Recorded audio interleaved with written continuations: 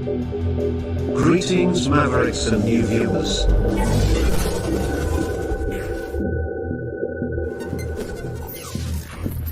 Tonight, direct and live from the Maverick News Network World Studios. This is Maverick News with Rick Walker.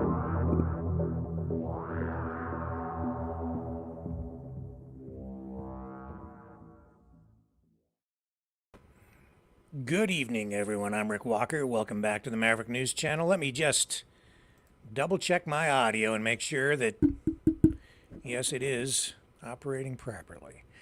We have a lot of stuff to share with you tonight. Ilan Pape, revisionist historian, detained at Detroit airport, questioned. His phone was copied. We'll tell you why. We'll update that story about the attempted assassination on the Slovakian Prime Minister. Trudeau's days appear to be numbered. Polls are not looking good for JT. And he has a warning about TikTok tonight. His estranged wife, Sophie, also causing problems for him, continuing to cause problems for him. And television appearance. We'll share her latest comment. Neuralink, looking for more human volunteers. Who wants to get jacked into the Matrix? A Jewish student in Canada. Better part of an entire community came out to walk this young person to school after receiving, being subjected to ongoing threats from other students who targeted this youngster because of being apparently Jewish. Alberta wildfire situation, will update you there. Fake news. I'll show you I did not cover reports of an attack on a ship. And there's a boat that a person had in his driveway and got into a dispute with a neighbor, and we'll show you some unique pushback that this guy employed to deal with a disgruntled neighbor. Boy, it's amazing human beings get along as well as they do, given the level of conflict that we see just even at the neighborhood level. Neighbors not getting along. Nothing worse than having a neighbor you don't get along with. That's for sure. Stay with me. We'll dig into all the nitty-gritty, the nuts and bolts, and the conflict on the other side of this.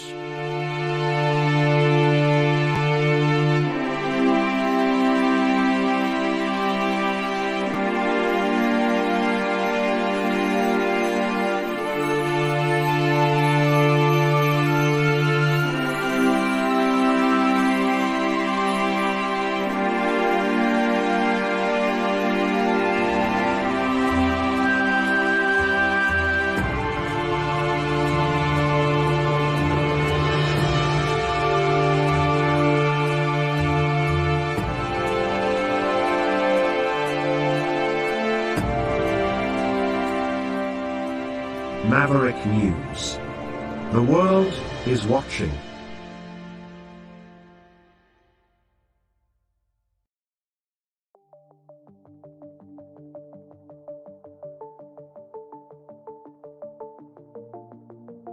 Greetings, brave Mavericks. Our quest for truth continues. We go beyond fake news. Together we expose propaganda. Together we pull others out of rabbit holes. We are maverick thinkers.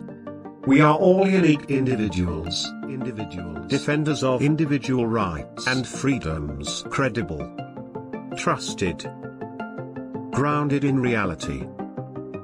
Maverick News, defending free speech,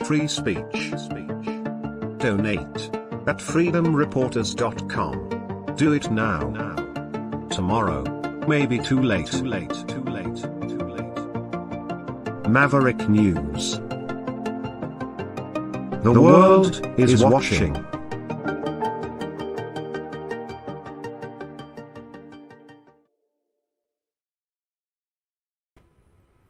right, let's start off with some international news tonight.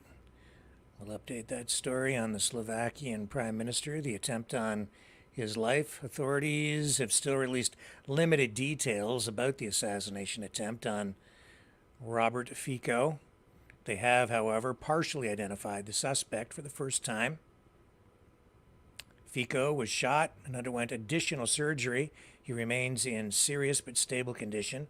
The suspect, identified only as U.S.S, is reportedly an amateur poet. At least that's the way he's being described by the mainstream media here in the West.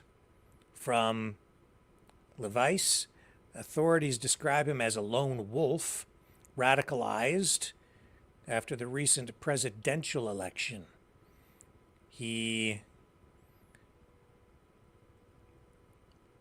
Well, let me just say here that on Friday, police escorted the suspect to his home, conducted a search. They seized documents. A motion has been filed to keep him in custody beyond the 48-hour limit, with a preliminary hearing scheduled for tomorrow morning. The charges are attempted premeditated murder, specifically, which authorities call particularly serious.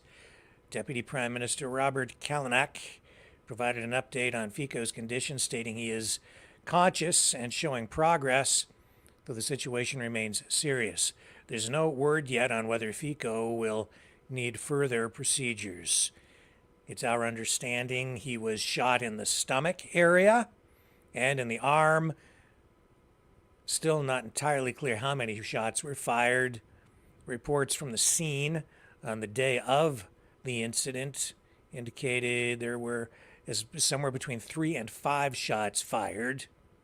The government insists that all operations continue smoothly, but questions linger about who is making high-level decisions in Fico's absence.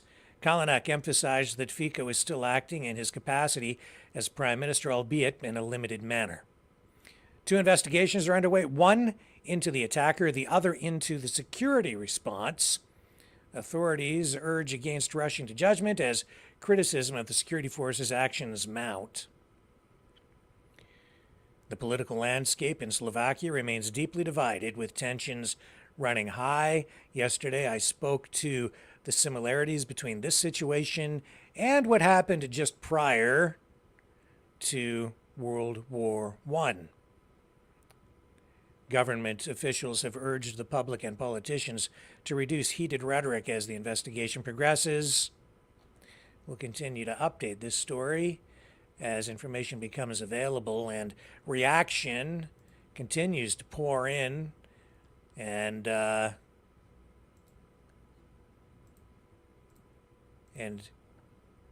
viral, really.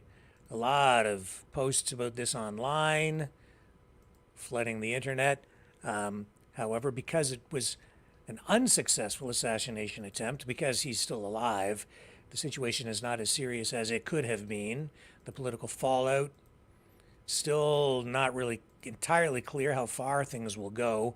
I would say if he had been assassinated, if he had been killed, we might be looking at a bit different situation here. Fico, of course, I would say sort of pro-Russian, didn't want to fund the war in Ukraine anymore, described by some as left, others as right, far right. I can tell you that there's a lot of speculation going. Jack Posobiec appearing on the Alex show today. Let me just see if I can find that for you here. I've got a clip of Jack Posobiec making reference to all of this. Too many tabs. Too many clips. So much going on here.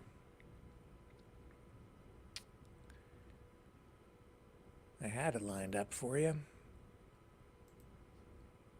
No, that's not it.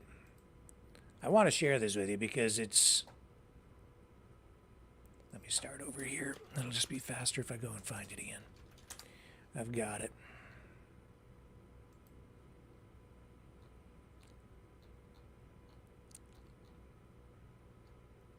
Here we go.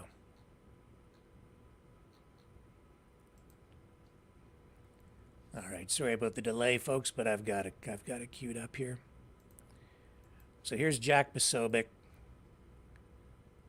with his take, and I think it's somewhat insightful. I think his perspective is useful here. And here we go. The question for all of us is Russia? So the real question for all of us is Russia going to stop? No, they're not. They are going to slowly use this war of attrition to wear down the Ukrainian government, to wear down the regime. They're going after Zelensky, and they are not, I think at this point, they're not interested in peace talks. They're not interested in peace talks at all. So the question is, NATO is going to respond through asymmetric escalation. So asymmetric attacks, assassinations, terrorist attacks. They're going to be attacking inside Russian cities. They're going to be attacking Russian bridges, they're going to be attacking Russian power plants, and they're going to attack Russian civilians. The question is, do they continue to attack Russian politicians, Russian leaders? And if there's anything that we see. So the point that he's making here, I guess he's trying to suggest, is that it's NATO or the Western countries. This is some sort of a assassination being orchestrated from the NATO side against a pro-Russian supporter. Any other terrorist attack, Crocus City, those guys just got their detention extended by another 3 months. I don't think they've yet to be formally charged, but they just had a hearing earlier today in Moscow. So the question, that terrorist attack that they claimed was ISIS. So the real question here for all of us, Alex, is how much escalation do we see play out that the Russians decide does not count as a proxy war? Because the proxy war is turning hot. The Cold War is turning hot. And we're going to see escalation from NATO as Russia advances on the battlefield. NATO will continue to advance in every area outside of the battlefield because that's where they're losing. So they're going to respond through these types of asymmetric attacks. It's going to be continue to go on. Look, Alex. So you can go find that and watch the rest of the clip if you want. I think he has a sort of a valid perspective here, and it's in a roundabout way sort of supporting what I've been saying too. This war in Ukraine, it's far from over. We've been hearing, it's over, it's over, it's over. No, it's not. It's not even close to being over. They have more funding coming in now. They have from the U.S. NATO's retrenching. The style of warfare, the strategies are going to be adjusted. You're going to get a different approach to the war. As he said, the Cold War is going hot, the proxy war, everything, it's all going hot. And you're seeing an expansion of these things, and this is why everything is so darn dangerous. And then on the other side, on the Russian side, you see more saber rattling. And as they advance, as they win on the battlefield, they will find increasing resistance in other ways from the Western side, the Ukrainian side. So, something to be concerned about for sure. Now, what else is going on here with regard to that? Let's move to this story here. Elon Pape, controversial revisionist historian. He is Israeli. He flew to the United States and was on a speaking tour in the Detroit area. And as he was leaving, I think it was when he was leaving, must have been when he was leaving, went to the Detroit airport, says he was detained and questioned by agents there. Now, specifically, he said he was questioned by the FBI, but I can tell you that after looking at this story more closely, that is not the case. FBI has confirmed that they did not question him.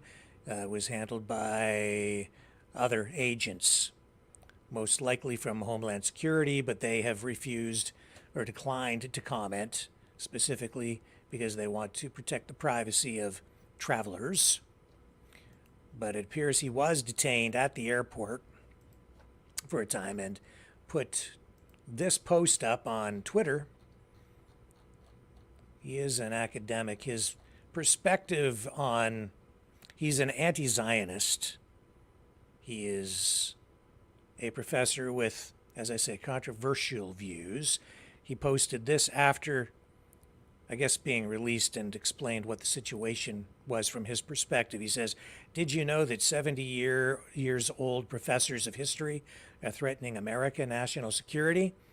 I arrived on Monday at Detroit Airport and was taken for a 2 hours investigation by the FBI, and my phone was taken as well. The two-men team were not abusive or rude, I should say, but their questions were really out of the world. Am I a Hamas supporter? Do I regard the Israeli actions in Gaza a genocide? What is the solution to the conflict? Seriously, is this what they asked? Okay. Who are my Arab and Muslim friends in America? How long do I know them? What kind of relationship I have with them? In some cases, I sent them to my books, and in some cases, I answered laconically, yes or no. I was quite exhausted after an 8 hours flight, but this is part of the idea. I guess this must have been when he came in. Yeah. They had long phone conversations with someone, the Israelis, and after copying everything on my phone, allowed me to enter. I know many of you have fared far worse experience, but after France and Germany denied entry to the rector of Glasgow University for being a Palestinian, God knows what will happen next. The good news is, actions like this by the USA or European countries, taken under pressure from the pro-Israeli lobby or as Israel itself, smell of sheer panic and desperation in reaction to Israel's becoming very soon a pariah state with all the implications of such a status. Now, there's no question that Ilan Pappé is pro-Palestinian, even though he's Jewish. His work appears in a number of books that he makes reference to there. Perhaps the one most influential is The Ethnic Cleansing of Palestine. It has really formed the basis for much of the rhetoric, the ideology that is currently being used to fuel the anti-colonialist debate, discussion, movement.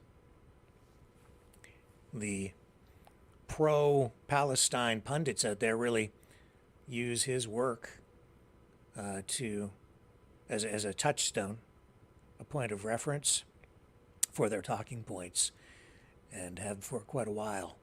Now, I can tell you as well that he spoke at several locations while he was in the Detroit area. I have here a clip from him when he spoke in Dearborn. And while there, there was one woman in the audience, and I did watch his entire address. There was one woman in the audience who came up and did ask some, I'd say she was the only one who asked him any difficult questions, challenging him on his points of view. All the other people there in the audience were sort of supporters of his, I would say. But she was asking about failed peace deals and Hamas. And he responded in this way, saying that he doesn't believe in a two-state solution. In fact, he starts off by saying Israel doesn't want a two-state solution, but he also comes in and says that he doesn't believe in a two-state solution. And that point is actually well established by him. It has been established in the past. You can find more references to it in his work and in articles written about him. He doesn't believe Israel is a legitimate state, nation state, and he believes in a single-state solution, a Palestinian state, as he states so clearly in this response. I'll just let some of this address roll here. This is now, finally, I don't know where you got the information about Iran foiling the two-state solution. No, I don't just Iran. No, Israel doesn't want the two-state solution. No, Israel doesn't want. Israel doesn't want the two-state solution. My understanding is that some of these other No, that is not true. If some people, including myself, believe that the two-state solution is not a good solution. So you have some people in the Arab world who also believe in a one-state solution, but that's a Palestinian state solution. So I don't know about anyone in the Arab world who doesn't want a Palestinian state. So that's not an issue. So really, I think so that I really think that it's very important not to look all the time at at Iran and before that about Syria and other places as places that only produce aggression. These are countries that were colonized and attacked by American imperialism again and again, and they are fighting back. And I wish also for them that they would have a better regimes and more equal regimes and so on. But that doesn't change the fact that at least on the question of Palestine, they showed a much higher level of morality than ever the United States.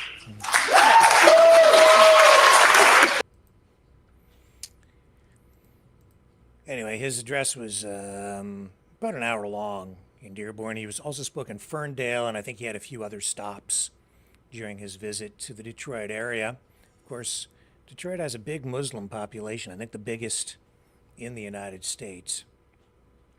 Dearborn, big Muslim community there. So that's why he went there, obviously. Now, he also ran in the Knesset elections in 1999 with the Communist Party-led Hadash. And he is very clearly anti-imperialist, which I would say means anti-American, anti-capitalist. He is a communist. He definitely has had ties to Hamas. He rejects the assertion that Hamas is a terrorist organization. He has met with the leaders of Hamas in the past, and during just recently reaffirmed his opposition to Zionism, writing that this violence, this is a quote, this violence is not a new phenomenon, and called for a de-Zionized, liberated, and democratic Palestine from the river to the sea. He called for the Israeli government to conduct a prisoner exchange in order to release the hostages held by Hamas. Capet's comments following the 2023 Hamas attack on Israel drew criticism from the Telegraph and parts of the student body at the University of Exeter, namely in stating he had admiration for Hamas militants' courage and ability to take over military bases in Israel, and rejected the claim that Hamas is a terrorist organization. So obviously he's on the radar for U.S. authorities as he comes into the country. They knew he was coming, and they had some concerns.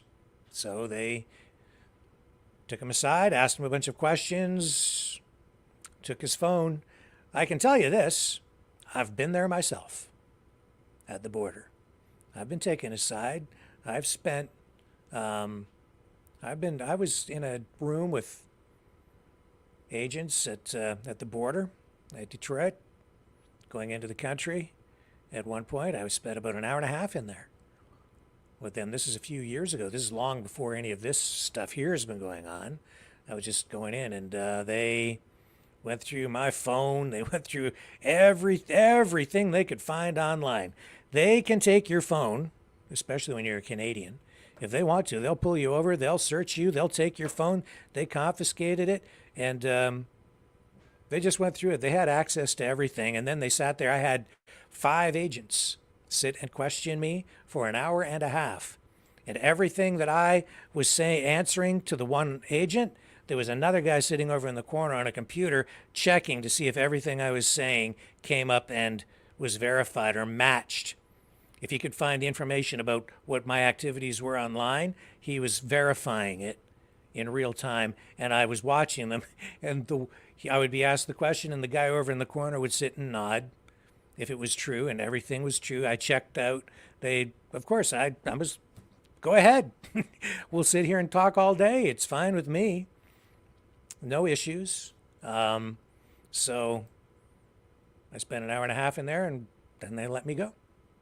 I was going to be late for my flight. I was very fortunate that day. I was going to Las Vegas to an automotive event, and for whatever reason, they decided to pull me over, and I got the secondary treatment in a major way.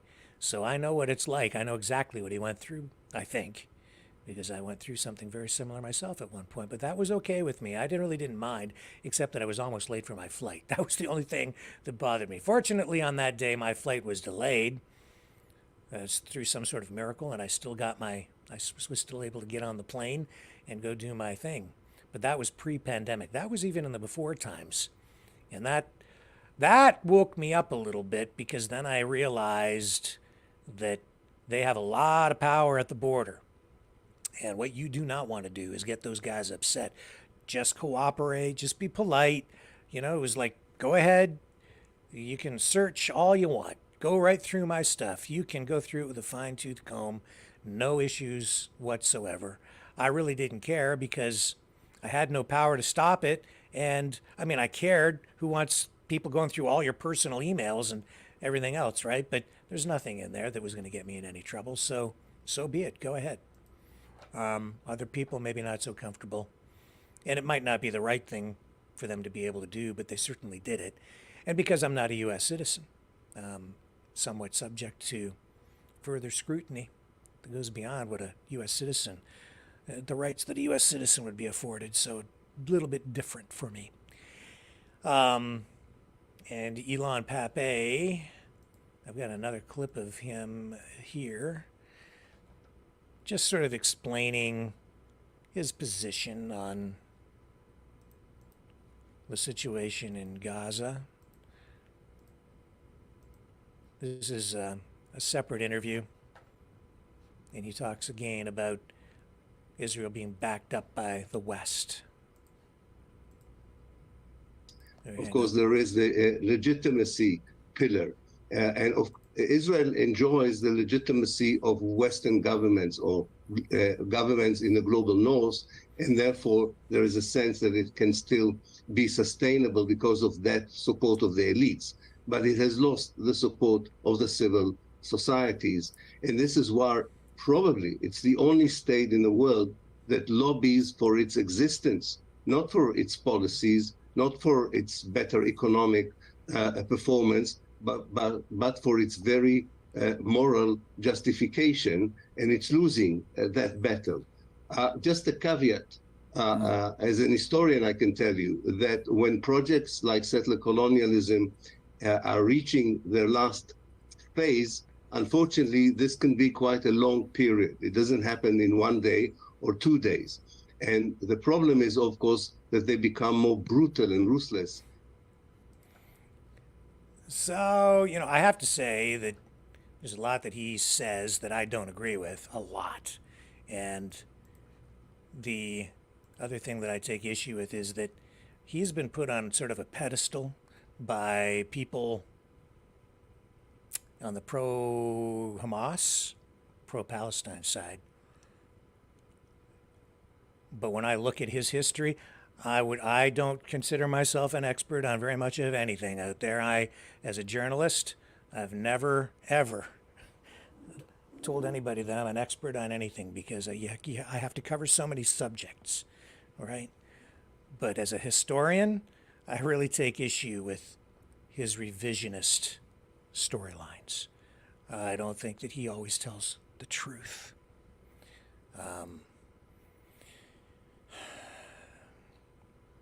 And yeah, I don't think he likes the United States. I don't think he likes America very much, and I know he doesn't like Israel. But when I listen to him speak, it really reinforces what I've been saying here for quite a while. You're seeing a convergence of communism and fascism, Islamofascism. They're coming together in the Middle East and around the world, and what you're witnessing, he's quite right. He's saying that he believes that we are witnessing the end of basically colonialism, U.S. dominance in the world, the end of Israel. He's predicting it. He says he's seeing it. We're all witnessing it. And when I say that these protests on campuses are an attack on America, you just listen to him. And if you really listen to him, you'll get what I'm talking about. The thing that I learned about communists a long time ago, and fascists for that matter too, is that today they rarely, if ever, present themselves as what they are. They cloak themselves in something, a different label, a different name, a hybrid political ideology, something innovative, something new and shiny, new language. And that's honestly what Mr. Pepe is. He's a political modernist, a revisionist. He changes language, tells old stories and uses old tropes, and spins up a new narrative. And he's taking us to a very dangerous place. He is one of the key figures in all of this. He's the man on the pedestal. And all these other underlings have been feeding from him. He's been injecting it through academia and teaching it for years in the schools, in the school system in Britain. And it's now filtering out around the world. That's the source, one of the main sources for everything you're seeing right now. Now, you want to know why Homeland Security took an interest in him? That's why. Because he might seem like a kind, gentle old man, but he is far from that. He is an academic who has been spreading this ideology, far left, maybe far right ideology, socialistic ideology, anti-imperial, anti-American, anti-Zionist, anti-Israel ideology. He's been cozying up to Hamas, an organization considered by many governments around the world still as to be a terrorist organization. He has ties with some pretty radical political figures around the world. So they took a second look at him when he came through the border, and that's their right. I don't think that they violated his rights. I think that he was given the same level of scrutiny as everyone. It's just that in his particular case, which was also the case with me when I went through the border at one point, I just ended up on their radar for whatever reason, and they decided to pull him over. They did the way they did me as well, and they gave him the same kind of treatment. And he said that they didn't really mistreat him. They just asked him a lot of questions that he didn't really understand. Bunk. He knows exactly why they're questioning him. I know exactly why they're questioning him. And I don't have a problem with it. Frankly, just questions. Didn't hurt him. They're doing their job, keeping people safe at a time when we have heightened concerns about security. I just told you about the attempted assassination on the Slovakian prime minister. Imagine if something happens and somebody slips through and they didn't question the person, especially if they have direct ties to political figures and military figures that are linked to pretty radical acts. I don't have an issue with it. That's my editorial for the night on that. And I really don't agree with very much of what Mr. Pepe says. So,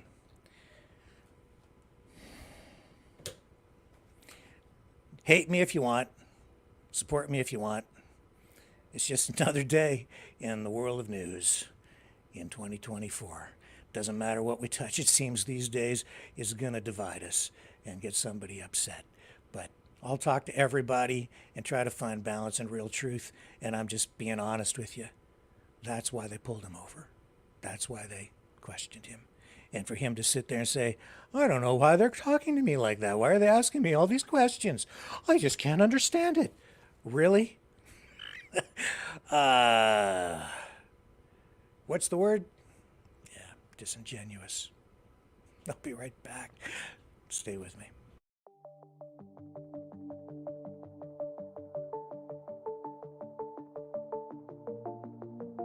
Greetings, brave Mavericks. Our quest for truth continues. We go beyond fake news. Together we expose propaganda. Together we pull others out of rabbit holes. We are maverick thinkers. We are all unique individuals, defenders of individual rights and freedoms, credible, trusted, grounded in reality. Maverick News, Maverick News. Defending free speech, free speech. Donate at freedomreporters.com. Do it now. Tomorrow may be too late. Maverick News. The world is watching.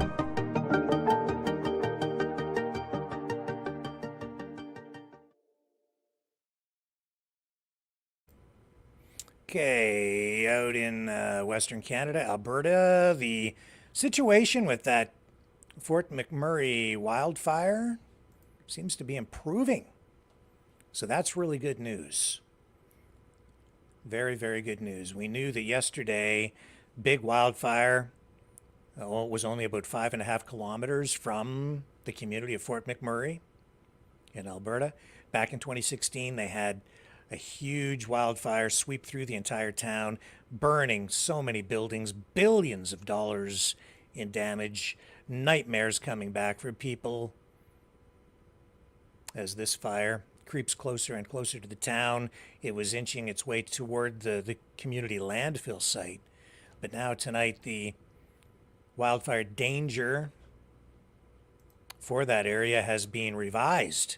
Where it was extreme yesterday, tonight it has been revised and is now considered low.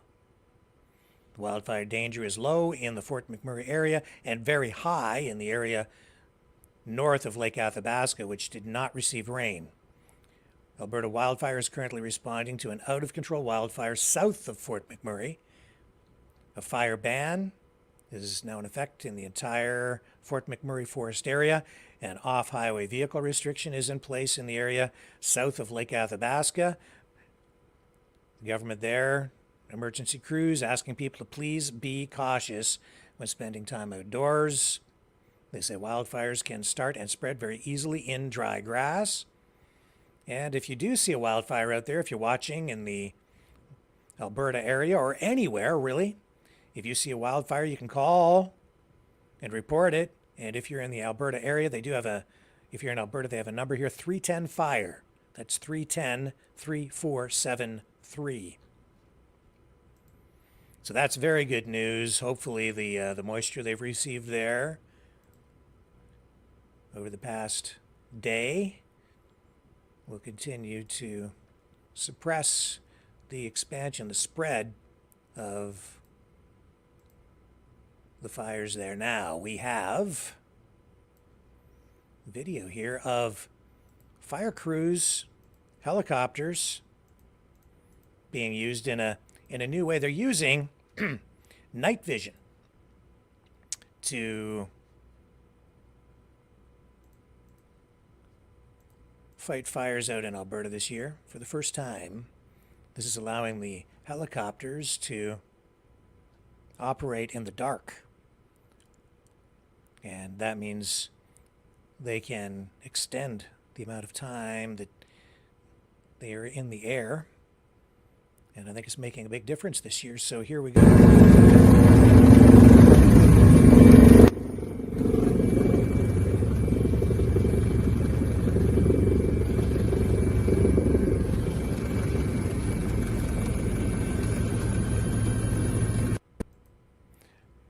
So that's what it looks like, aerial view, nighttime, out in Alberta. And it is massive. It's still big, but at least now it appears to be under more control. It is And now the main fire that was really threatening the town yesterday, it looks like they've got that under control, at least for the moment. Hopefully they are able to continue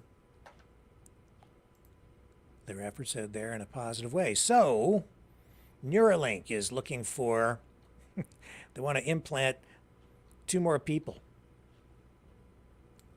Who wants to get jacked into the Matrix? I guess you can step right up and sign on with Elon Musk's company. The first human recipient of a Neuralink transplant was on television. Was it, what network was it? I think it was it CBS? Maybe it was ABC. Anyway, one of the 3 networks. ABC, I think, yeah. It was on ABC. So this is Nolan Arbaugh. He's 30 years old, and he says that this device has given him nearly full control over using a computer using only his thoughts. And we showed you a previous interview, demonstration with him on this program before, with a video that was produced by Neuralink. And it is pretty crazy. They use a Bluetooth connection to wirelessly connect the brain waves from the subject to a computer. And so this gentleman is paralyzed from the neck down. He doesn't have use of his arms or legs. And it's giving him new mobility in a way that he never thought would be possible, in a way that I think a lot of people never thought would be possible. This is science fiction come to life. This is science reality now. Elon Musk doing crazy things with technology, cutting edge stuff, that's for sure. Raising ethical questions, making life better for people like this guy, but also raising a lot of very serious ethical questions and getting us closer to a transhuman reality as well, which scares a lot of people, including myself. Hey, I'm Nolan. 7 years ago, I dislocated my C4, C5 while swimming in a lake. There were a lot of things to adjust to. Some things I would have never guessed would be difficult became very difficult. It's Nolan's biggest dream right now to become independent. I hope that this study not only helps him to do that, but it also helps technology to advance in quadriplegics. I'm really excited to be a part of this Neuralink project. I want to help out people down the road as much as I can.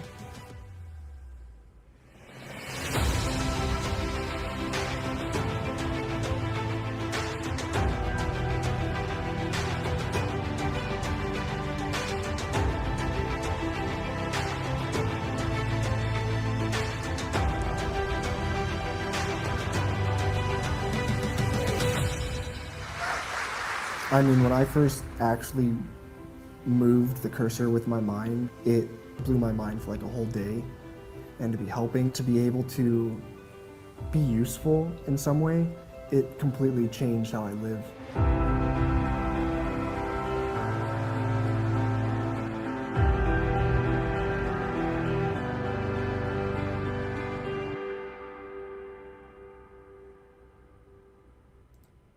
Wow. How do you guys feel about it? Are you excited, nervous, scared? I'm going to check the chat. Tell me what you think. Who wants to get jacked into the Matrix? I'm going to check over here on the Rumble channel. Let me know what you think. Tell me.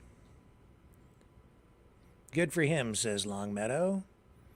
Michael, and a bunch of numbers, says, I don't trust Musk, anything he has to do with, period. And Michael says, garbage just like his cars.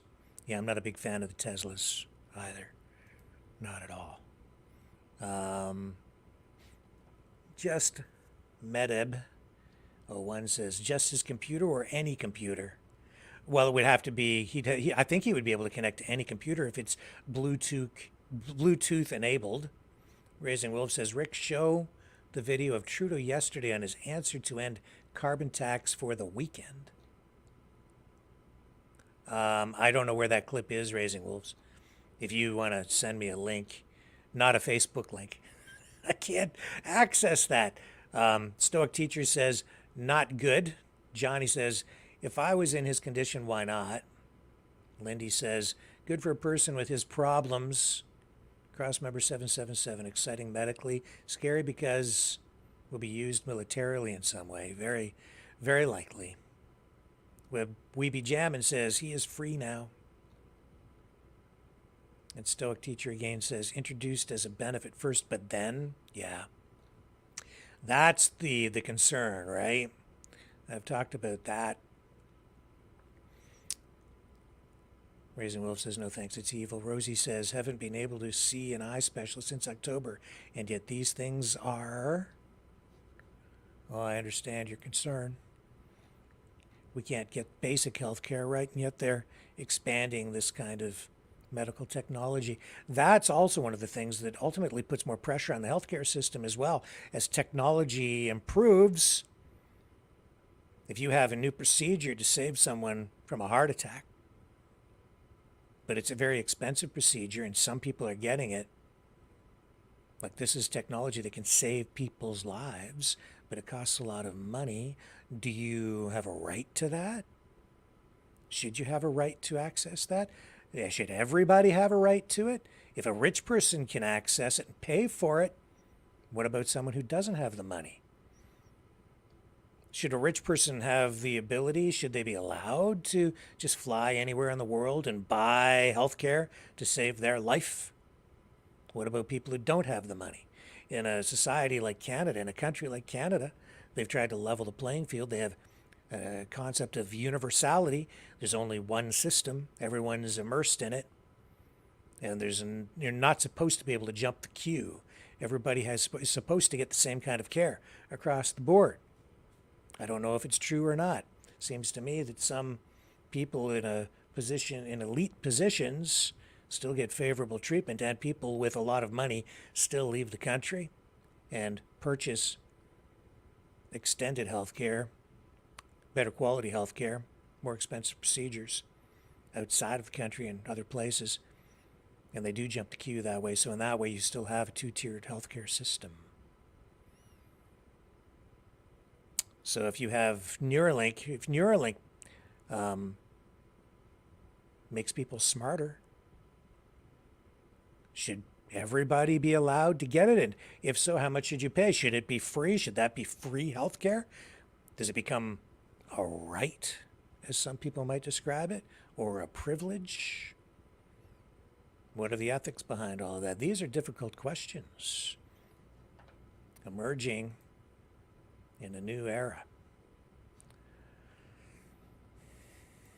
I don't have easy answers. I do not. Now, a serial sexual offender has been linked to unsolved 1970s murders. This involving 4 Calgary females, women, girls. So these, as I say, these homicides go back to the 1970s. RCMP out there, police have linked the deaths of 2 girls and 2 young women in and around the Calgary area to a now deceased serial offender, a drifter. They released information on this today, shared their findings of an ongoing investigation linking a serial sexual offender to the deaths of Patricia McQueen, Eva Dvorak, both 14, Melissa Rahorik, 20, and Barbara McLean, 19, between 1976 and 1977. Now, based on forensic evidence, witness statements, and similar fact evidence, Gary Allen Sreri, a U.S. citizen who was born back in 1942, is believed to be responsible for the 4 murders. We have an image of him here to show you what he looks like. There he is. That photo released by RCMP in Canada. Tragic story.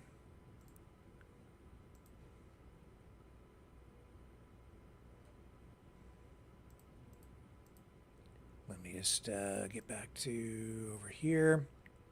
So, yeah, for nearly 50 years, investigators continued to work on this case. They say they didn't give up on their pursuit to identify the man responsible. And they say that identifying the offender does not bring back the women, but police are hoping that their families may now get some closure as a result of their work. Calgary Police Service is expected to unveil further details about their involvement in the days ahead. So, these victims, Patricia, known as Patsy McQueen, and Eva Dvorak were friends, and they attended junior high school in Calgary.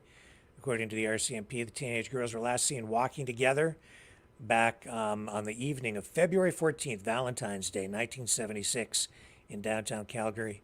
Their bodies were discovered the next morning laying on the road underneath the Happy Valley overpass on Highway 1 west of Calgary. Now, Melissa Rahorick had moved to Calgary from Ontario in the spring of 1976. She had been working as a housekeeper living at a YWCA in the downtown area. She was last seen September 15th, 1976, that evening by a roommate. She went out and planned on hitchhiking out of the city on her day off. The next morning, her body was found in a ditch on what is now known as Township Road 252. That's located about 22 kilometers west of Calgary. Barbara McLean moved to Calgary 6 months before her death from Nova Scotia and was working at a local bank. So on the 25th of February 1977, she went to the Highlander Hotel bar with some friends, last seen walking away from that hotel alone in the early morning hours. And then 6 hours later, her body was found in the area of 6th Street and 80th Avenue Northeast.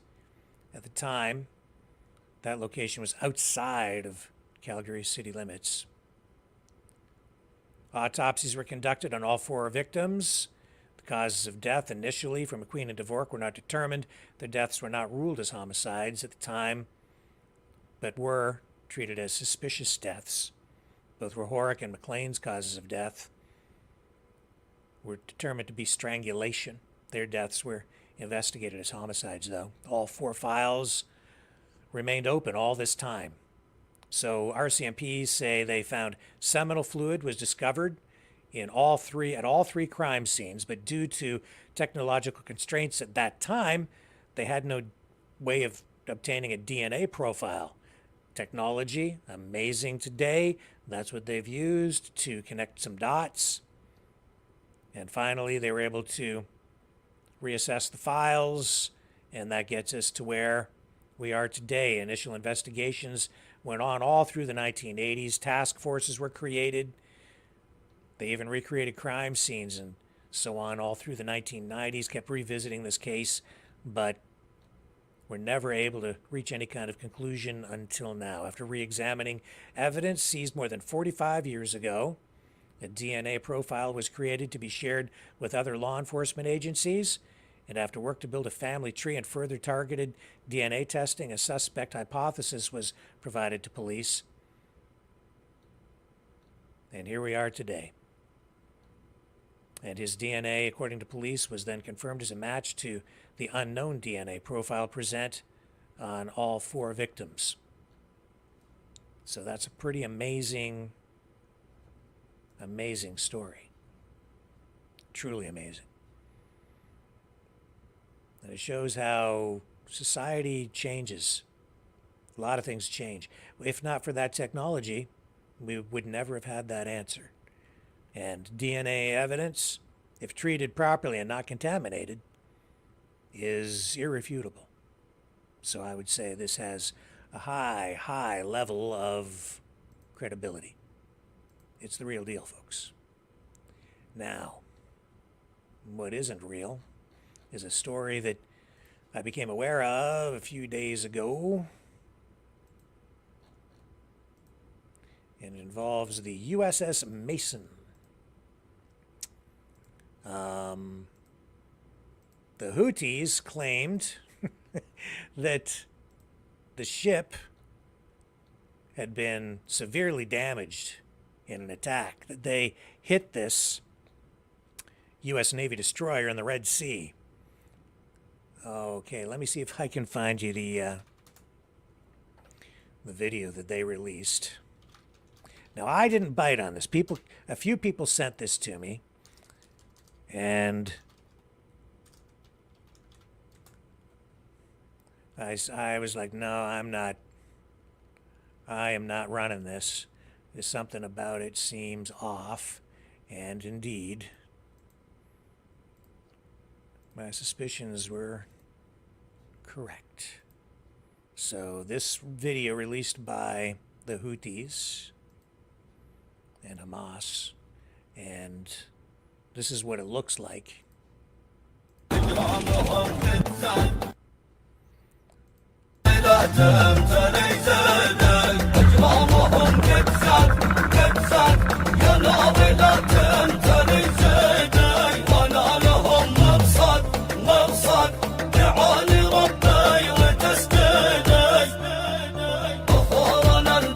Yeah.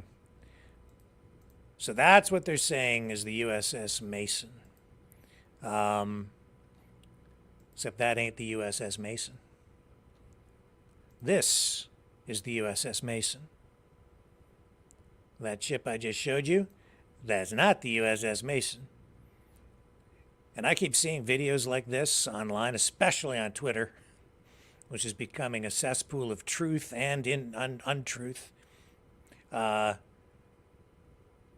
When you see a video like that with music and production, that's not raw footage. That's propaganda. Just pure propaganda is what that is. That's entertainment. And I see some pretty distasteful entertainment circulating online right now.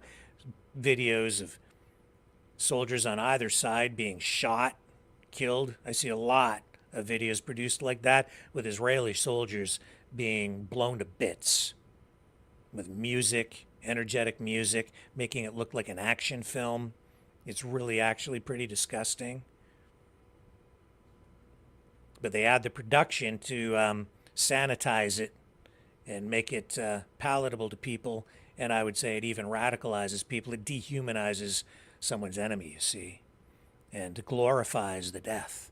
I really strongly disagree with that, the way of using video content in that way. It's wrong. They're real human beings. I don't care what side they're on. When people get blown to bits, it's not for the amusement of the public, and it's really gross to use it for political gain that way in a propaganda war. So the Houthis claimed that they hit that destroyer. The claim came out on Wednesday. They say they targeted the U.S.S. Mason and another ship that they identified as the Destiny. But the attack, as I found out, actually happened 2 days earlier, and U.S. Military Central Command said that the Mason actually destroyed an anti-ship missile that had been launched by the Houthis. Regardless, that video was released. It began making the rounds on social media. It did get a lot of traction. There was explosive footage of that boat. I mean, there was explosive footage, literally, of the boat being damaged. That video has now been seen about 1 million times. Literally, like, I'm not making that up, about 1 million times. There's a poster, streamer, Partisan Girl, and on her channel alone, like 1 million views.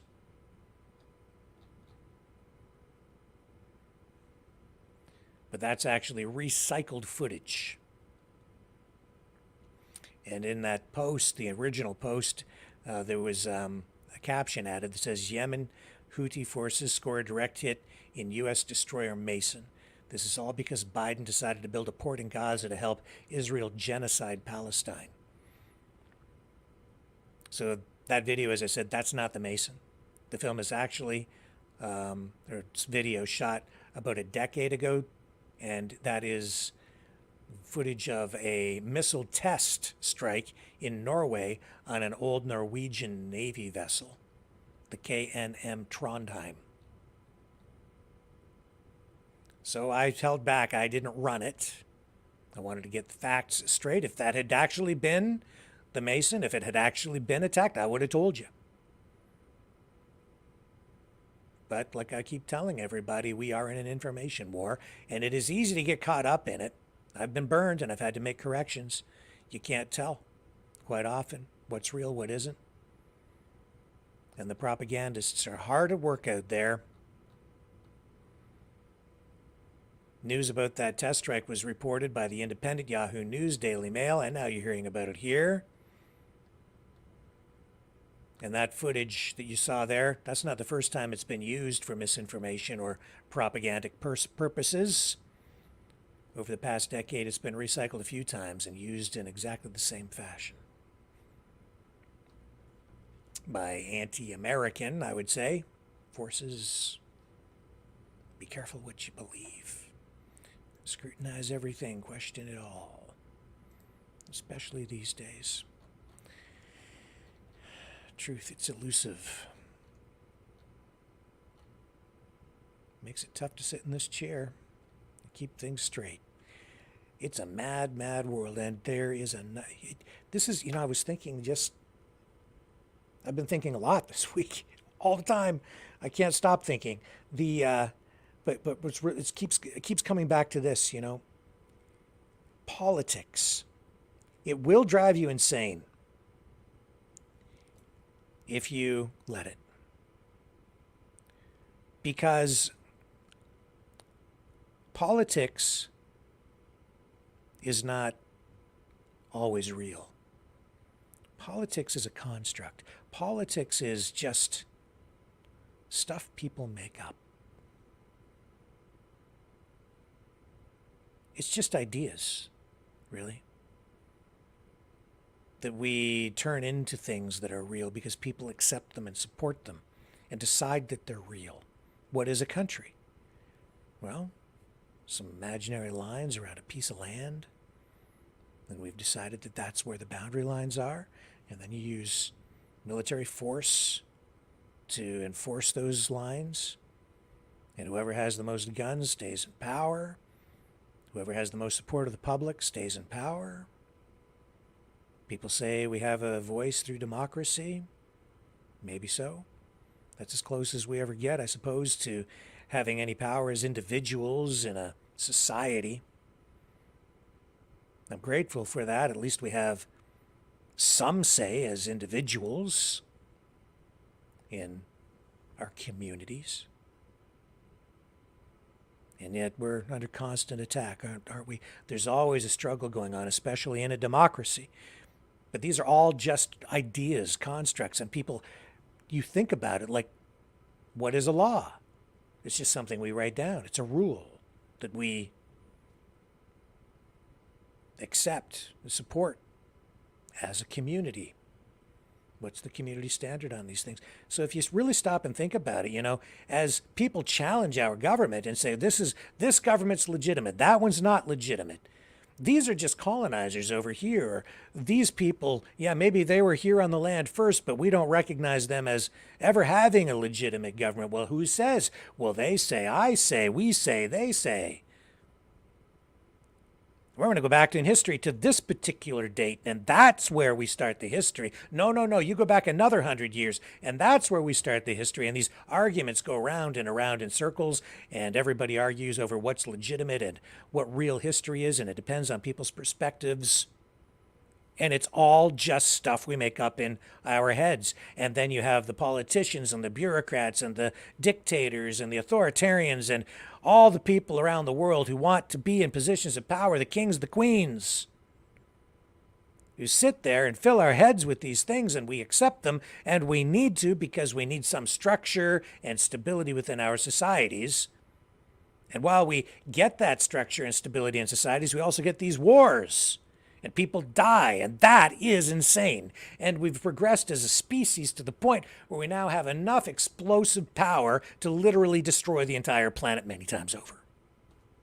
And if that isn't insanity, I don't know what is. So you sit and you think about it, and it is enough to drive you freaking nuts. So you can't let it. You got to back away from it at some point and say, this is crazy, because it is. There's a rule of what I'm cluing into, and I'm learning more every day, getting a little wiser in my old age, although my brain isn't as sharp as it used to be. I have to admit that, because I'm getting up there. However, would I lack in memory like a goldfish, I hope I make up for it with a little bit of wisdom. Little bit. Tiny little bit.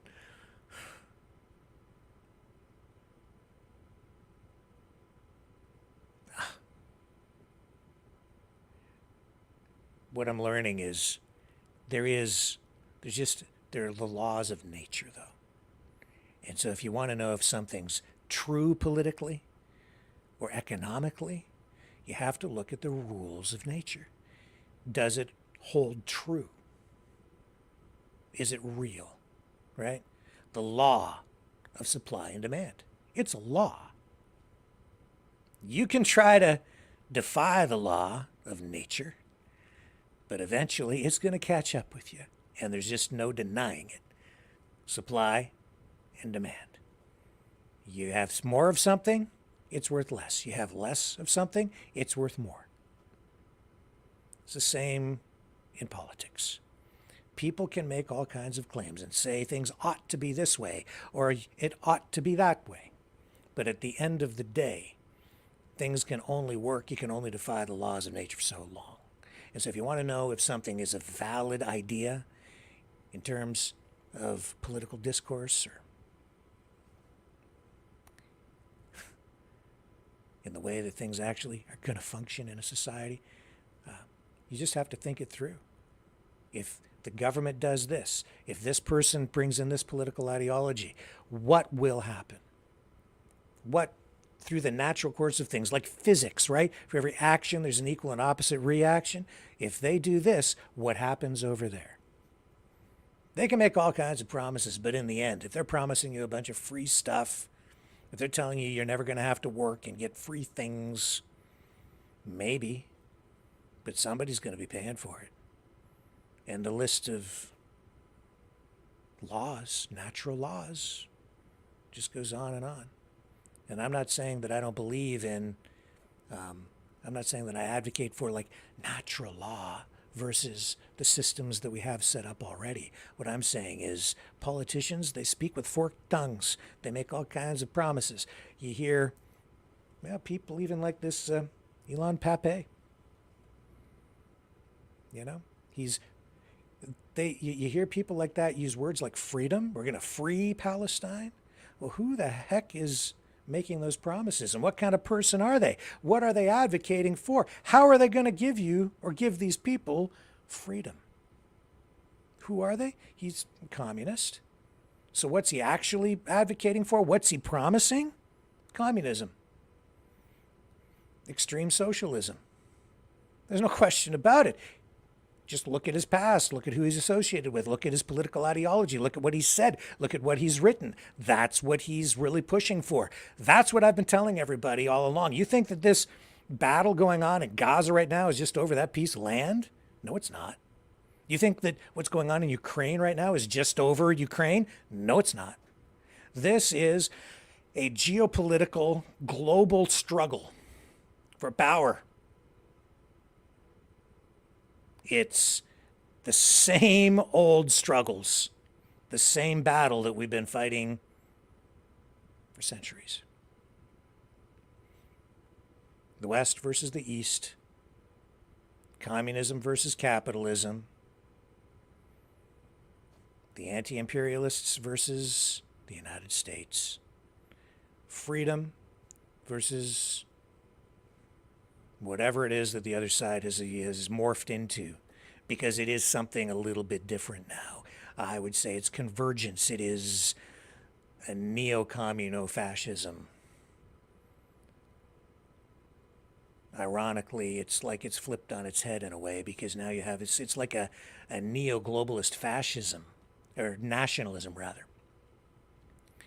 And it's really hard to recognize because it is political modernism. You might say political or historical revisionism. It's justifying this new political modernism with a revised history. The 1619 Project, anti-colonialism, anti-imperialism, anti-American. That's what it is, versus this, whatever it is we have in the West, because it has evolved too, and you have, progressive liberalism and a lot of things that I don't like over here too. I'm not exactly sure what it is that we're fighting to protect over here anymore. And there are a lot of similarities between the two. And as I say, as I continue this rant of sorts, you can see why it drives you crazy after a while, right? Because everything I'm saying makes sense to me. I don't know if it's making any sense to you. Maybe I'm just talking in circles. Am I making any sense to anybody out there? Or am I just driving you all crazy? I don't know. Maybe it's time to take a break. Let's do that. And I'll come back a little bit. I'll settle down. And I'll try to act like I'm sane when I return.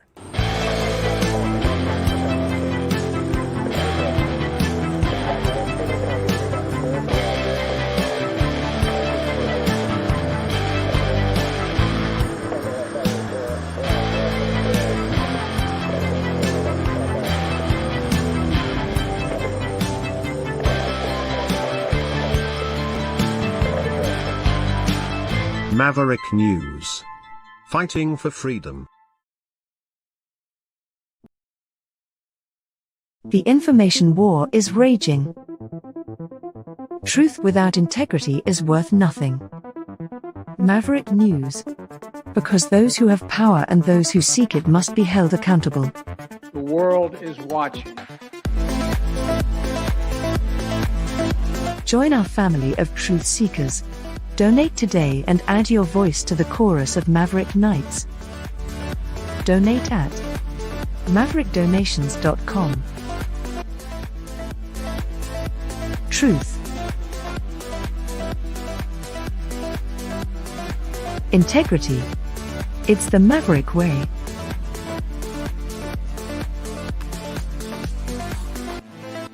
Maverick News. The world is watching.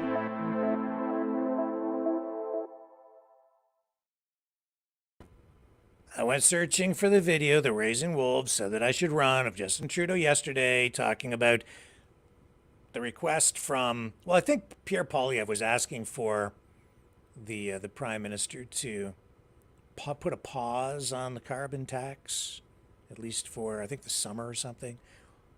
Of course, he ain't going to do that. And then when asked about it in a news scrum, I don't know, is this from today? Or is it from yesterday? I've got this clip. Maybe this is it. Let's listen to what he says. He's talking about the tax here. I haven't heard the clip yet. All new to me. Let's just bring him in. The man of the moment, Mr. Fancy Socks. JT, take it away. When he talks about axing the tax, he talks about stopping the fight against climate change at a time where the country is burning, at a time where floods and storms are having an impact on every corner of the country, and at a time when Canadians are struggling with the cost of living. He wants to take away checks that put more money in their pockets. His ideology is so strong, he would rather watch the country burn and Canadians suffer than continue to fight against climate change and put the Canada carbon rebate in their pockets. So he's talking about Pierre Poilievre asking him to put a pause on the tax. You see, the carbon tax. Got to have that carbon tax because that's going to change everything on the environmental front. Yeah, I don't think taxing people is going to change the weather. Myself. I don't think it's going to modify behavior enough to curb consumption to a degree where it's really going to have any real impact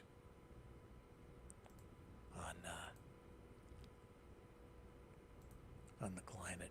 But hey, vote whatever way you want, man. It's almost a free country. Now, there was, you can say what you want about Canada, okay? Some people don't like the country very much. Some people think it's this. Some people think it's that. But as bad as things are, we still got a lot of great people in this place we call Canada. I say it is a country. And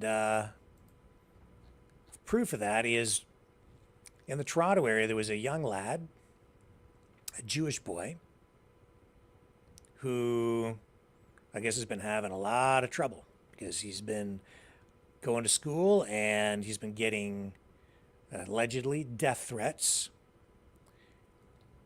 And it's because apparently they've been, using anti-Semitic slurs. Other kids have been throwing rocks at him. Well, a lot of people came out to support this young person. And he had over 150 people today walk to school with him to show him support, show him some love, and to protect him. And I've got a couple little clips here from that right now. Even more they're much bigger than that.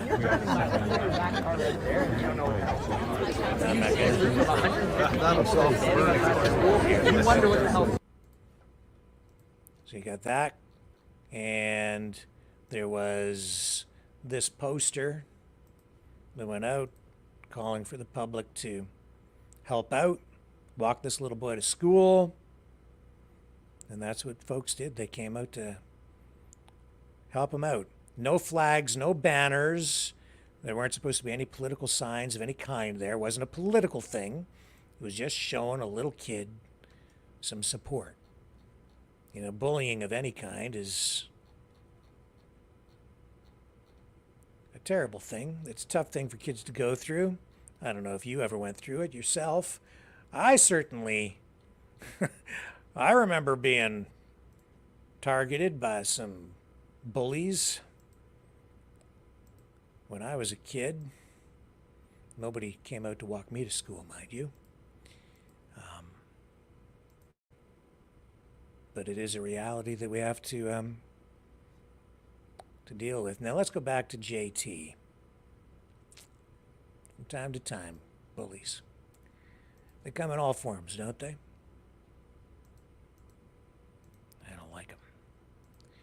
Here's JT again. Let's cue him up. This is him responding to questions about TikTok. He has a warning. He says Canadians need to listen, should be listening to CSIS, Canadian Security and Intelligence Service, who have just come out and issued a statement warning people about TikTok because it is being used, according to the intelligence service, by the People's Republic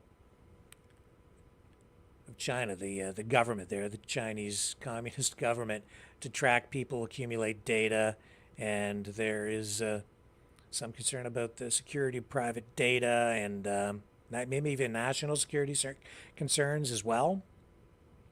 And in the United States, we've seen the government there say that they will ban the application unless they cut ties, if the company doesn't cut ties with China.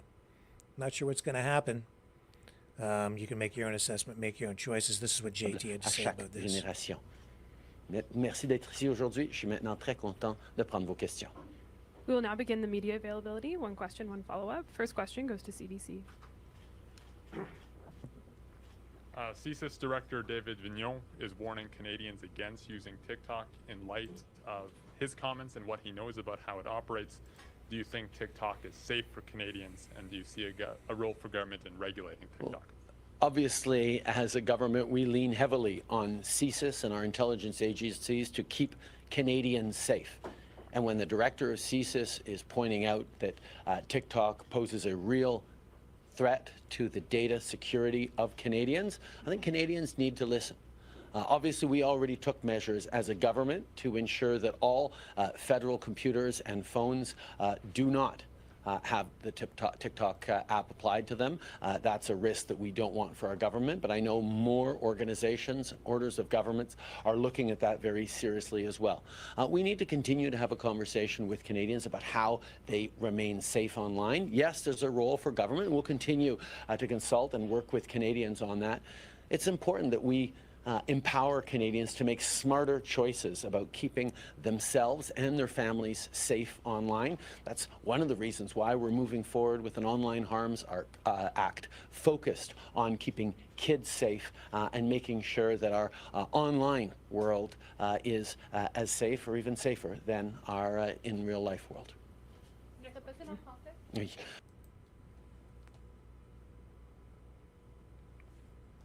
I don't know. I don't know. I'm on TikTok. It seemed to be working really well for a while, and then I think I put some stuff up that maybe the people who run TikTok didn't like, and it's kind of like the viewership like came way down. I was getting thousands, and now I get like almost nothing. Just sit in my chair, I'll get somebody upset. You'll get somebody upset real quick. I'm not banned on there or anything, but it was working real well for a little while, and now not so much. But I don't know. TikTok, is it really a risk?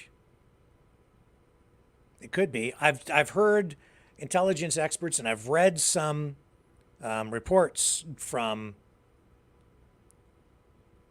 private intelligence services that provide information to government on TikTok. So I've read some of that stuff, and it's described by some of those experts as it can be a weapon. It's a propaganda tool, as all social media is. TikTok in particular, though, being controlled by the company that it is a concern to Western governments.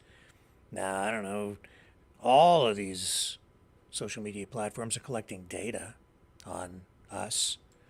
What is it about TikTok that's of special concern? I guess it's because it's a foreign government.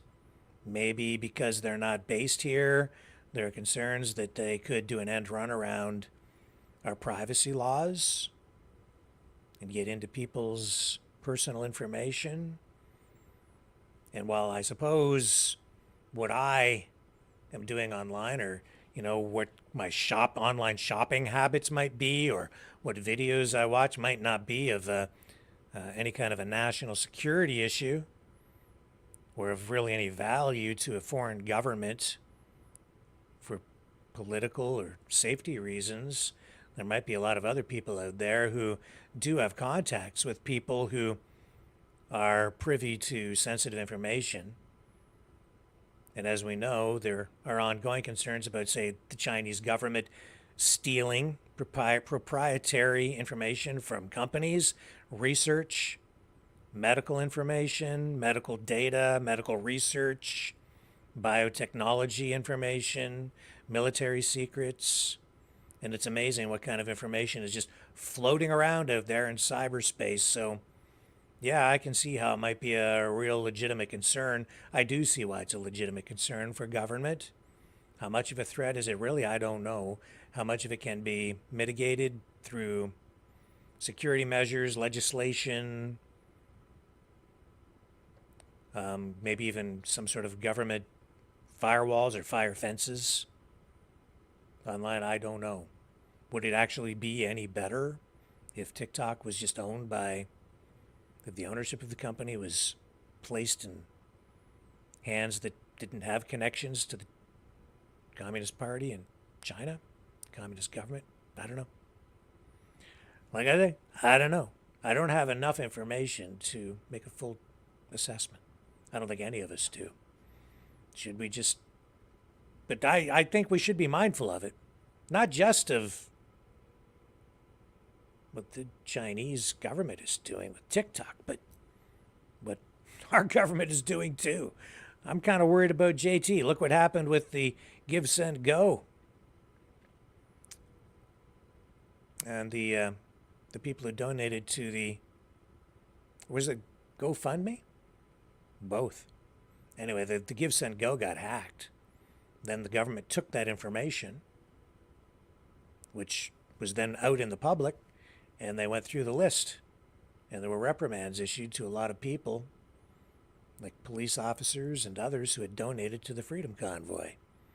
That's just another example of online security, what happens to your information, how much privacy are you entitled to. It's a legitimate concern, I would say. So, be mindful. What other stories do we have lined up for you here?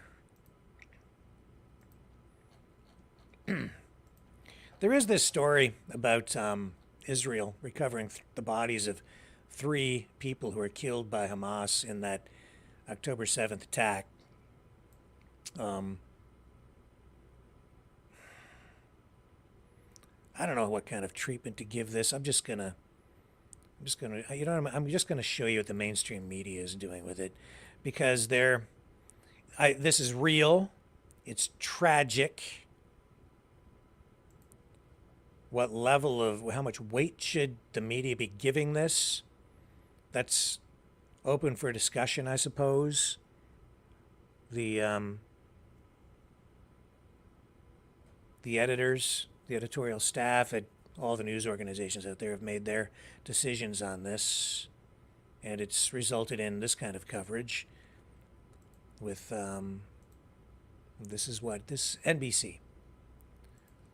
So Israel recovers bodies of 3 killed by Hamas in music festival attack. And they talk about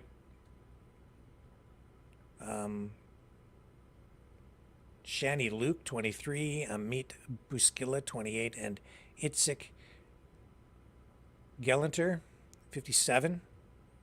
They ran away from the festival when the attack happened, but they were chased and then killed by Hamas insurgents, and their bodies were later taken to Gaza. So Israeli officials are not saying exactly where they found the bodies, but they did find them together yesterday in a tunnel during a military operation, according to the IDF. And one of the reasons this is making headlines is because there was video and there were photos of not just the attack, but of these specific victims. And so there was a attention focused on it in the beginning, and now we have this. So their bodies have been transferred so that medical professionals can conduct a full autopsy and forensic examination, and to, of course, confirm identification. And as much as I say there's an information war going on, this is part of it as well. And I'm mindful of that, because just as you see video, a lot of it heavily produced for propaganda purposes, on the Hamas side, you also have information warfare coming back on the Israeli side, and this is part of it. This is very real. Do people need to know about this? I'd say yes. But there's an information warfare aspect to this particular story as well. I'm mindful of it, so I'm just not saying it's not a legitimate story. It is. I hope you understand how I'm framing all of this for you, though, right? And it's unfortunate that any of this is happening. Okay.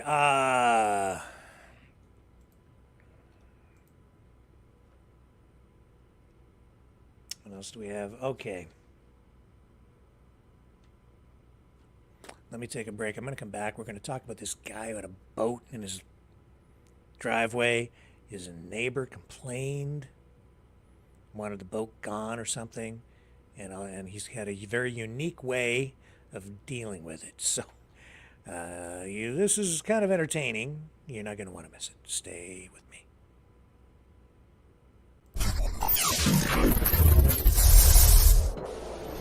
The sharing of biased and false news has become all too common on social media. More alarmingly, some media outlets publishing the same things are true without checking facts first. Unfortunately, some members of the media use their platforms to push their own personal bias and agenda to control exactly what people think, and this is extremely dangerous to our democracy.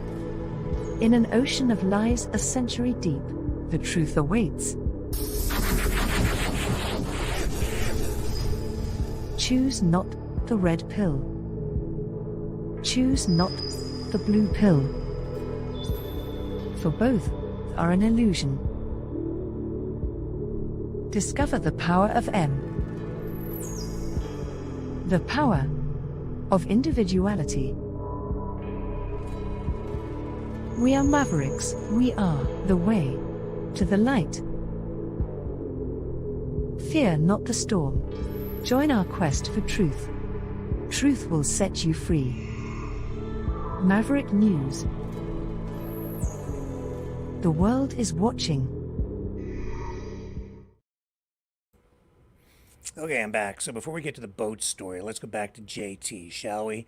Now I know that, and the reason being, one of our main headlines tonight is that Trudeau, the end is near. That is something that I'm hearing some other online streamers, influencers, political pundits out there saying. And it's pretty clear why. All you have to do is go to the most recent polls. Take a look at this. This is the 338. 338 poll. And look at where we are at. All you have to do is look at this map. And you can see that JT is in a lot of trouble. Now, we've talked a little bit about him tonight already. Going to talk about him just a little bit more. All you got to do is look. Okay, this is provincial. This is federal. Right there. There you go.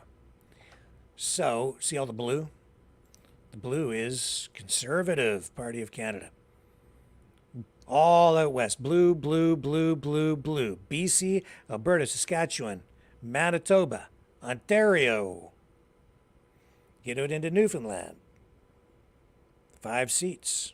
Blue. PEI. Solid blue. Nova Scotia. 8 blue. 3 red. Liberal. New Brunswick. 7 blue for the Conservative. 3 projected for the Liberals. And Quebec, a little bit different story because you have the Bloc Québécois there. They would take 38 seats, 25 for the Liberals, 14 for the Conservatives. In Ontario, whoa, this is why they would win the election. With a majority. 88 seats projected for the Conservatives in Ontario alone. Only 25 for the Liberals, 8 for the NDP. I think that's 1 for the Green Party. Way down there on the bottom. Scroll down. So it ain't looking good for Justin Trudeau. Just saying. That's why I'm hearing a lot of talk just within the last 24 hours that JT's time is just about up. But he can still stretch it out until sometime later in 2025. He could be with us for over another year yet. That's an eternity in politics. But then he's got to deal with his estranged wife who wrote that book and keeps making television appearances and saying things that are just so uncomfortable for him. And here she is on TV again, He's hanging out with, with a gaggle of girls, having a gaggle at his expense. But this is Sophie Trudeau. She doesn't really talk about him here, but I wanted to run this clip because, even though she's not hanging out with JT anymore, she does reminisce about jet setting all over the world and hanging out with the world's elite. But at the end of the day, she just wants to be a regular person. Just like you, just like me. Just a regular, everyday kind of Sophie.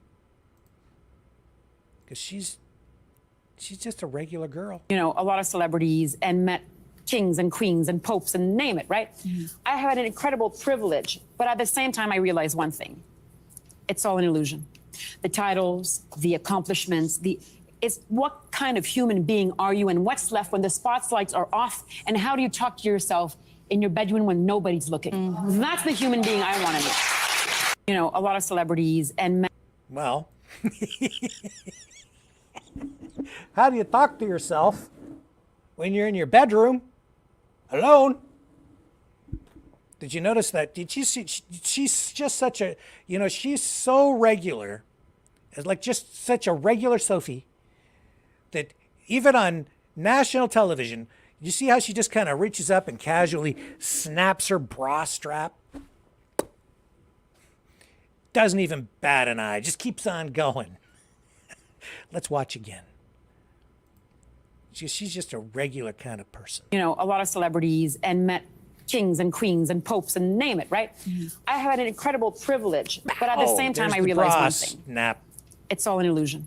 The titles, the accomplishments, it's what kind of human being are you and what's left when the spotlights are off, and how do you talk to yourself in your bedroom when nobody's looking? That's the human being I want to be. Well, how do you talk to yourself in your bedroom when you're alone and nobody's looking? Okay, first of all, am I in front of a mirror? Secondly, do I have any clothes on? It's just, am I posing? What do I say to myself? I don't know. How many of you talk to yourselves in your bedroom when you're all alone? What do you say? I'm going to go to the chat. What do you say to yourself in your bedroom when you're all alone? Longmeadow says, Rick, the U.S. doesn't like TikTok because the dual citizen politicians were told by Israel that there is too much Palestine support on it. Free speech is good unless you call out Israel. Okay. Rose says Palestine ads on YouTube. I've seen those. And raising those, anybody have the most up-to-date? That's the most up-to-date 338 that I just showed you. There are other polls out there too, but that's the 338. I go back to that one all the time. They update it regularly. And how is my case with Facebook going? They have not responded yet, Rosie. I did send that escalation to Facebook, and I am still waiting for a response. I think they're going to drag it out. They're probably afraid to respond now because it's a legal matter. My guess is what's probably happened, and I can't confirm this, but I'm thinking they've probably kicked it up to their legal department, and so now I'll have to wait to see what they do. Well, first of all, ladies, do you snap your bra strap when you're on national television the way Sophie does? You got to that takes a lot of confidence. Now, I don't personally wear a bra, so I can't relate. But that's a new one. I don't think I've even seen anybody do that on like the Tonight Show. Although, didn't Drew Barrymore one time, didn't she flash David Letterman with her tatas? I think there's video of that on. I know there is. I've seen it. It's not speculation. It happened. It's real. So there's Sophie. So what do you guys say to yourselves in the bedroom when you're alone? I don't know. What does that mean? I don't know that. That was weird language. I'm gonna watch it one more time. What does she mean by that? What kind of person are you? What do you say to yourself when you're in your bedroom alone? I don't know, that's weird. You know, a lot of celebrities and met kings and queens and popes and name it, right? I had an incredible privilege, but at the same time, I realized one thing. It's all an illusion. The titles, the accomplishments, it's what kind of human being are you and what's left when the spotlights are off, and how do you talk to yourself in your bedroom when nobody's looking? That's the human being I want to be. You know, a lot of... Well, I'll tell you this. Normally for me, when I go into the bedroom at night and I'm all alone, it's kind of like, it's just like collapse. I am so old. Oh man, let's watch the bra strap in slow motion, shall we? Okay, bra strap, slow-mo, Sophie Trudeau. Celebrities and met kings and queens and popes and name it, right? Name it, right? I had an incredible privilege. But at the same time, I realized one thing. It's all an illusion. It's enough to say crazy. Titles. The accomplishments. Yes, the accomplishments. Is what kind of human being are you, and what's left when the spotlights are off? And how do you talk to yourself in your bedroom when nobody's looking? That's the human being I wanna be. You know, Yay! a lot of celebrities and men.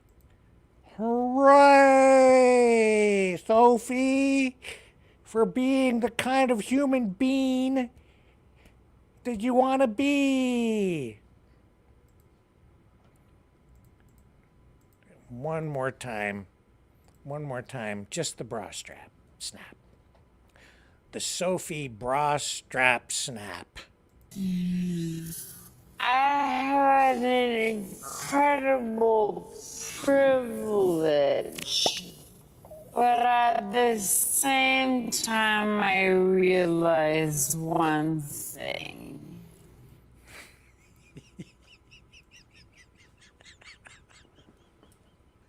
You could. I wonder if she uses that thing for a slingshot. when she got upset with JT in the bedroom, it's like, boom! I'm out of here, loser. I'm sorry. Oh, I don't even know. Like, it's just that what she was saying. It just didn't even make any sense to me. What kind of person are you in the bedroom when you're all alone talking to yourself? What medication do you take? Oh, man. Oh, what a night. You want to talk about the boat? Okay, we'll do the boat. So this dude, this is a California dude out in the city of Seaside. And the city ordered him not to park his boat in his driveway. This was originally reported in USA Today. Seaside, California. Etienne Constable had this boat and was in his driveway, and he needed to hide it from view, or this constable, Etienne Constable, whatever, man, I don't know, because I'm a Canadian, Anglophone, trying to sound like I'm a French man with a Canadian-French accent, talking about the Constable guy out there in the seaside California. Now I've turned into Rosanna Dana, and I don't even know how kind of accent I got now. But it's not French anymore. But maybe that's a California accent. I don't know, but he could have faced a $100 fine. However, instead of relocating his 19-foot Arima Sea Ranger, came up with a different kind of plan. I guess he put up a fence and then paid some other dude who was an artist to make a mural. It looked like the boat was still sitting in his driveway.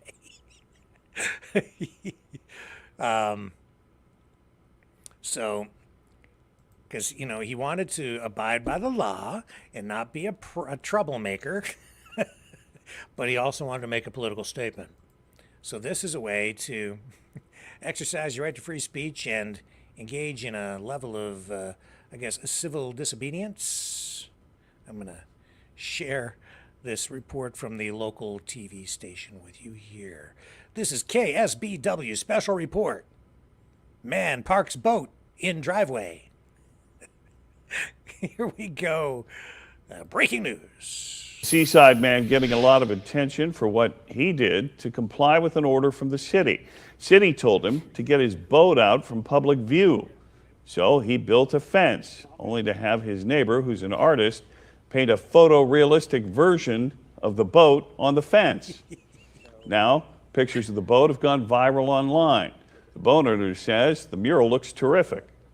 Not a rule breaker, but I am like to make a political statement as necessary, and as well as a humorous statement and a creative statement. So I'm all in favor of generating discussion and making people smile. And the reaction is extremely more than we ever expected, and we're both just tickled about it. It's pretty cool. I'm a big proponent for public art in spaces. I love creating public art in spaces, and I think it engages people in ways that reaching out and having conversations doesn't sometimes, or if you're not there, it just kind of inspires conversation. Gotta say, the artist nailed it. Says other homeowners who got similar letters have already reached out to him for murals at their homes. KSBW Action News. And that's the way it is on this 17th day of May, 2024. Folks, I'll be back tomorrow. Same bat time, same bat station. Love you guys. Thank you so much for spending the night with me and the whole Maverick family together. Really appreciate it. Privilege, as always. Here to serve. I'll be back tomorrow on the flip side.